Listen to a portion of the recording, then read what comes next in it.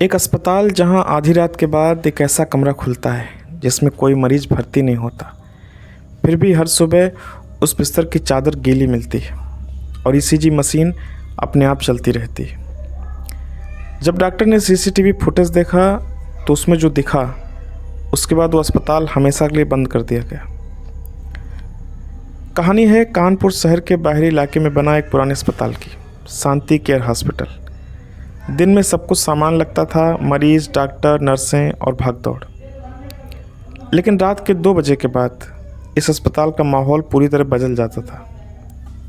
अमन, जो कि 25 साल का था, एक नया स्टाफ नर्स बनकर अस्पताल में नया नया ज्वाइन किया था। उसकी पहली ड्यूटी नाइट शिफ्ट में थी। समय था रात के 2:13। पूरा कॉरिडोर सुनसान था, सिर्फ एक ट्यूबलाइट झिलमिला रही थी। अमन फाइल्स देख रहा था, तभी अचानक बीप बीप की आवाज़ आई, ईसीजी मशीन की। अमन चौंक गया। इस समय आईसीयू में तो कोई मरीज नहीं है, फिर ये आवाज़ कहाँ से आ रही है। अमन धीरे धीरे आईसीयू की तरफ बढ़ा, दरवाज़ा खोला, अंदर कोई नहीं था।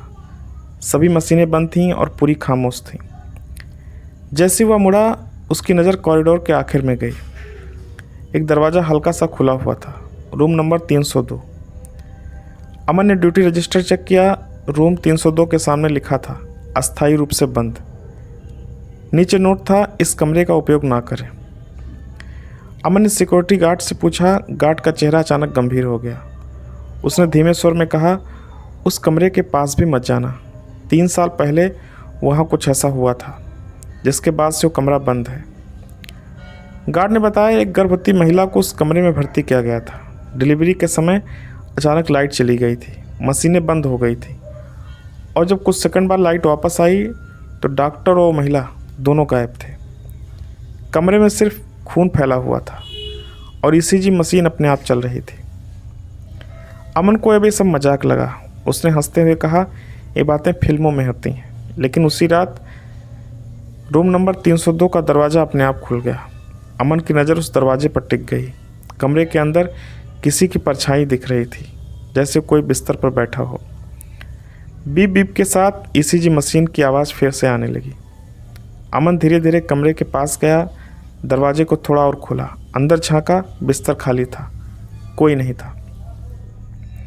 लेकिन बिस्तर अभी भी गर्म था, जैसे कोई अभी भी वहाँ से उठा हो। अचानक पीछे से एक आवाज़ आई, तुम्हें यहाँ नहीं आना चाहिए था। अमन ने धीरे धीरे पीछे मुड़कर देखा और जो उसने देखा, उसका खून जम गया। वही गर्भवती महिला, सफ़ेद गाउन में, पूरा शरीर खून से लथपथ, और उसकी आंखें पूरी तरह काली। ईसीजी मशीन की आवाज़ तेज हो गई और औरत धीरे धीरे अमन के पास आई। उसने मुस्कुराते हुए कहा, डिलीवरी अभी बाकी है। अमन के हाथ पैर कांपने लगे। उसकी आवाज़ तक नहीं निकल रही थी। तो तुम कौन हो? ऐसे करके वो तुतलाया। औरत अचानक मुस्कुराई, लेकिन वो मुस्कान इंसानी नहीं थी। अचानक ट्यूबलाइट ज़ोर ज़ोर से झिलमिलाने लगी। पूरा कॉरिडोर अंधेरे में डूबने लगा, और जैसे ही लाइट पूरी गई, वो औरत गायब हो गई। अमन ज़ोर ज़ोर से सांस लेने लगा। उसका दिल तेज़ी से धड़क रहा था। ये सपना है, अब ये सपना है, वो खुद को समझाने लगा। लेकिन तभी उसके पीछे से बच्चे के रोने की आवाज़ आई। अमन धीरे धीरे मुड़ा। आवाज़ आ रही थी रूम नंबर 302 के अंदर से। दरवाज़ा पूरी तरह खुला हुआ था। अंदर बिस्तर पर एक छोटा सा बच्चा पड़ा था। डर के बावजूद अमन अंदर गया, शायद कोई असली बच्चा हो। वो धीरे धीरे बिस्तर के पास पहुंचा और जैसे उसने बच्चे को उठाने के लिए हाथ बढ़ाया, बच्चे ने रोना बंद कर दिया। पूरा कमरा खामोश हो गया, इतनी खामोशी कि अमन को अपनी सांसें सुनाई दे रही थी। अचानक बच्चे ने अपनी आंखें खोली और उसकी आंखें भी पूरी तरह काली थीं। अमन पीछे हट गया, ये क्या है? बच्चा धीरे धीरे मुस्कुराने लगा और एक भारी आवाज़ में बोला, माँ यहीं है। अगले ही पल वो बच्चा हवा में उठने लगा। दरवाज़ा अपने आप बंद हो गया, खिड़कियाँ टूटने लगी, कांच बिखर गया और ईसीजी मशीन अपने आप चालू हो गई। और फिर औरत अचानक अमन के पीछे खड़ी थी। उसने अमन के कान के पास झुककर कहा, तुम डॉक्टर हो ना? अमन डर के मारे चिल्लाया, नहीं, मैं नर्स हूँ। वो औरत और ज़ोर से हंसी, सब झूठ बोलते हैं। अचानक कमरे की दीवार पर खून से कुछ लिखना शुरू हुआ। उन्होंने मुझे मार दिया, मेरे बच्चे को भी। अमन की आंखें फैल गईं। किसने? औरत ने धीरे धीरे अपना हाथ उठाया और इशारा किया आईसीयू की तरफ। अचानक दरवाज़ा खुद खुल गया। सब कुछ शांत, जैसे कुछ हुआ ही नहीं। बच्चा गायब, औरत गायब। कमरा फिर खाली था। अमन डरते हुए आईसीयू की तरफ बढ़ा। अब उसे सच जानना था। आईसीयू में पहुंचकर उसने पुरानी फाइल को खोजना शुरू किया। धूल भरी file, case 302, emergency delivery. File में लिखा था उस औरत का नाम था रीना। डिलीवरी के दौरान कॉम्प्लिकेशंस हुए थे। लेकिन अगली लाइन पढ़कर अमन के होश उड़ गए। डॉक्टर ने जानबूझकर ऑपरेशन डिले किया।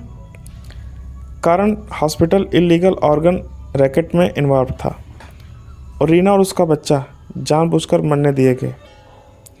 अमन के हाथ कांपने लगे। मतलब ये आत्मा बदला चाहती है। तभी पीछे से वही आवाज़, सच जान गए, अब जाओगे नहीं।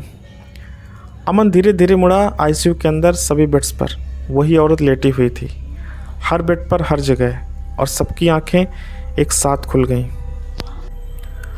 उन सब की काली आंखें और खाली आंखें सीधे अमन को घूर रही थीं। अमन पीछे हटने लगा। ये सच नहीं हो सकता। तभी सभी औरतें एक साथ बैठ गईं। उनकी गर्दनें एक साथ टेढ़ी हुईं और एक ही आवाज़ में बोलीं, तुम भी उन्हीं के जैसे हो। अमन चिल्लाया, नहीं, मैंने कुछ नहीं किया। अचानक पूरा आईसीयू ब्लैकआउट हो गया। एक सेकंड के लिए सब गायब हो गया और जब लाइट वापस आई, आईसीयू पूरी तरह खाली था। अमन घबरा गया, मैं पागल हो रहा हूँ। तभी उसकी नज़र एक शीशे पर पड़ी। आईसीयू के कोने में लगा हुआ था। अमन ने खुद को देखा, लेकिन उसका रिफ्लेक्शन मुस्कुरा रहा था, जबकि अमन डर के मारे कांप रहा था। रिफ्लेक्शन ने धीरे धीरे सिर घुमाया और कहा, तुम सच में नहीं जानते हो तुम कौन हो। अमन पीछे हट गया। ये क्या है?